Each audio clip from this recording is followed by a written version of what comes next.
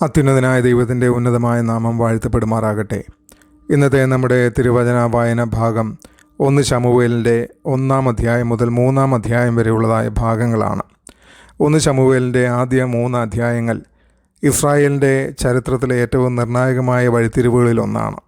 ന്യായാധിപന്മാരുടെ കാലഘട്ടം അവസാനിക്കുകയാണ്. ഒരു പുതിയ യുഗത്തിന് ദൈവം തുടക്കം കുറിക്കുകയാണ്. അത് ശക്തരായ ഭരണാധികാരികളിലൂടെയല്ല, വിനീതനും വിശ്വസ്തനുമായ ഒരു ബാലനായ ശമൂവേലിലൂടെയാണ്. രാജ്യം ആത്മീയമായി തകർച്ചയിലായിരുന്നു. ജനങ്ങൾ ദൈവത്തിൽ നിന്ന് അകന്നിരുന്നു. എന്നാൽ മനുഷ്യർ കാണാത്തിടത്ത് ദൈവം തൻ്റെ പദ്ധതി നിശബ്ദമായി ഒരുക്കുകയായിരുന്നു. ദൈവത്തിൻ്റെ പ്രവർത്തനം പലപ്പോഴും ഇങ്ങനെ ശാന്തമായാണ് ആരംഭിക്കുന്നത്. 1-ാം അധ്യായം തകർന്ന ഹൃദയത്തിൻ്റെ നിലവിളി ദൈവം കേൾക്കുന്നു എന്നുള്ളതാണ്. കഥ ആരംഭിക്കുന്നത് രാജധാനിയിലല്ല, സാധാരണ ഒരു കുടുംബത്തിലാണ്. എൽക്കാനയ്ക്ക് 2 ഭാര്യമാരുണ്ടായിരുന്നു, ഹന്നയും പെനീനയും. പെനീനയ്ക്ക് മക്കളുണ്ടായിരുന്നു, എന്നാൽ ഹന്ന വന്ധ്യയായിരുന്നു. ആ കാലഘട്ടത്തിൽ വന്ധ്യത വലിയ അപമാനമായിരുന്നു. അതുകൊണ്ട് പെനീന ഹന്നയെ നിരന്തരം പരിഹസിക്കുകയും അവളുടെ ദുഃഖം വർദ്ധിപ്പിക്കുകയും ചെയ്തു. എന്നാൽ ഹന്ന നിരാശയിലോ പകയിലോ വീണില്ല. അവൾ തൻ്റെ വേദന ദൈവസന്നിധിയിലേക്ക് കൊണ്ടുപോയി.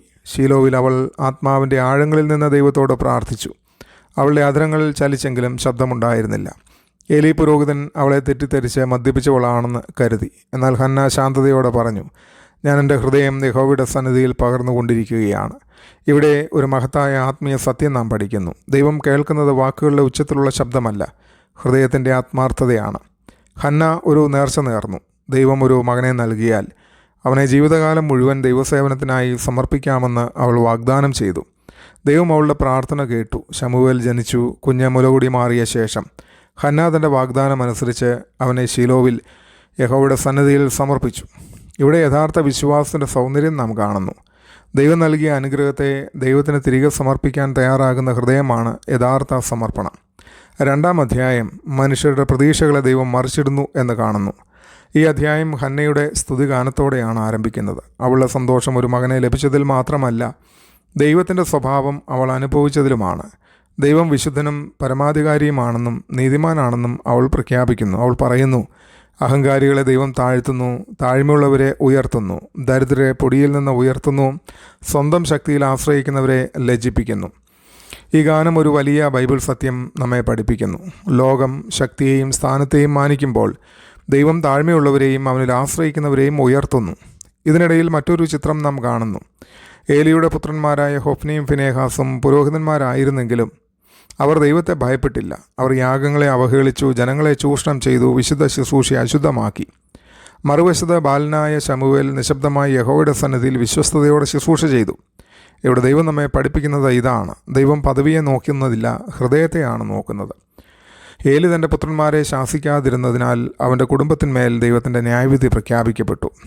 ആത്മീയ നേതൃത്വത്തിൽ സ്നേഹം മാത്രമല്ല, വിശുദ്ധിയും അച്ചടക്കവും അനിവാര്യമാണ്. 3-ാം അധ്യായത്തിൽ ദൈവം ശമൂവേലിനെ വിളിക്കുന്നതായി നാം കാണുന്നു. ഈ അധ്യായം വളരെ ഗൗരവമുള്ള ഒരു പ്രസ്താവനയോടെയാണ് ആരംഭിക്കുന്നത്. ആ കാലത്ത് യഹോവയുടെ വചനം ദുർലഭമായിരുന്നു, ദർശനങ്ങളും അപൂർവമായിരുന്നു. ഇത് ആത്മീയ ക്ഷാമത്തിൻ്റെ ചിത്രമാണ്. ദൈവം സംസാരിച്ചിരുന്നില്ല എന്നതല്ല, ദൈവത്തിൻ്റെ ശബ്ദം കേൾക്കാൻ ആളുകൾ തയ്യാറായിരുന്നില്ല. ഈ ആത്മീയ ഇരുട്ടിൻ്റെ നടുവിൽ ദൈവം ബാലനായ ശമൂവേലിനെ വിളിച്ചു. അവൻ 3 പ്രാവശ്യം തൻ്റെ പേര് കേട്ടു. ഓരോ തവണയും ഏലിയാണ് വിളിച്ചതെന്ന് കരുതി അവൻ്റെ അടുക്കൽ ഓടി.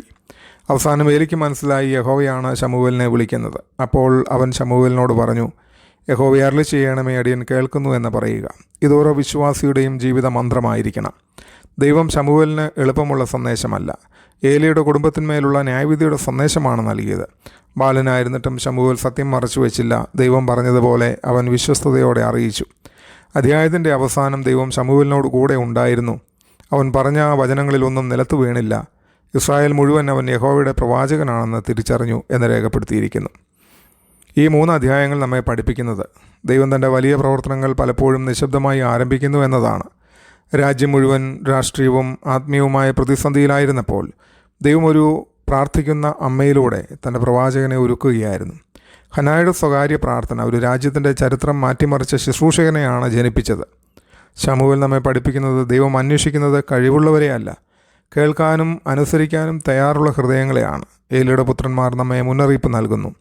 വിശുദ്ധിയില്ലാത്ത മതപരമായ പദവി അവസാനം ന്യായവിധിയിലേക്ക് നയിക്കും. ഇന്ന് നാം ആത്മീയ ആശയക്കുഴപ്പത്തിൻ്റെ കാലത്താണ് ജീവിക്കുന്നത്. അനേക ശബ്ദങ്ങൾ ലോകത്ത് മുഴങ്ങുന്നു. എന്നാൽ ദൈവത്തിൻ്റെ ശബ്ദം കേൾക്കാൻ തയ്യാറുള്ളവർ കുറവാണ്. ഹന്നയെപ്പോലെ നമ്മുടെ ഭാരങ്ങൾ പ്രാർത്ഥനയിൽ ദൈവസന്നിധിയിൽ സമർപ്പിക്കണം. ശമൂവേലിനെ പോലെ ദൈവം പറയുന്നത് എന്തും അനുസരിക്കാൻ തയ്യാറുള്ള ഹൃദയം വളർത്തണം. ദൈവം എന്നും വിശ്വസ്തരായ മനുഷ്യരെ ഒരുക്കിക്കൊണ്ടിരിക്കുന്നു. വലിയ വേദികളിലല്ല, പ്രാർത്ഥനാ മുറികളിലാണ് ഉണർവിൻ്റെ തുടക്കം. 1 ശമൂവേൽ 1 മുതൽ 3 വരെയുള്ള അധ്യായങ്ങൾ നമ്മെ ഒരു മഹത്തായ സത്യം പഠിപ്പിക്കുന്നു. പ്രാർത്ഥനയിൽ വിശ്വസ്തരായവരെയും സമർപ്പണത്തിൽ ഉറച്ചവരെയും അനുസരണയിൽ സ്ഥിരതയുള്ളവരെയും ഉപയോഗിച്ചാണ് ദൈവം തൻ്റെ മഹത്തായ പദ്ധതികൾ പൂർത്തിയാക്കുന്നത്. ഹന്ന പ്രാർത്ഥിക്കാൻ നമ്മെ പഠിപ്പിക്കുന്നു. ശമൂവേൽ ദൈവത്തിൻ്റെ ശബ്ദം കേട്ട് അനുസരിക്കാൻ നമ്മെ പഠിപ്പിക്കുന്നു. ഏലിയുടെ കുടുംബം ആത്മീയ അശ്രദ്ധയുടെ ഭയാനകമായ ഫലത്തെക്കുറിച്ച് മുന്നറിയിപ്പ് നൽകുന്നു. ഈ അധ്യായങ്ങൾ ഓരോ വിശ്വാസിയെയും ദൈവത്തിന് ഉപകാരപ്രദമായ വിശ്വസ്തദാസരായി ജീവിക്കാൻ ആഹ്വാനം ചെയ്യുന്നു. ഹന്നയെപ്പോലെ എൻ്റെ ഹൃദയഭാരങ്ങൾ ഞാൻ ദൈവസന്നിധിയിൽ പകർന്നൊഴുക്കുന്നുണ്ടോ, അതോ എൻ്റെ നിരാശ കൈപ്പായി മാറുകയാണോ? ഇന്ന് ദൈവം എൻ്റെ പേര് വിളിച്ചാൽ യഹോവയെ അരുളി ചെയ്യണമേ, അടിയൻ കേൾക്കുന്നു എന്ന് പറയാൻ ഞാൻ തയ്യാറാണോ? ദൈവം നമ്മെ എല്ലാവരെയും അനുഗ്രഹിക്കട്ടെ. ആമേൻ.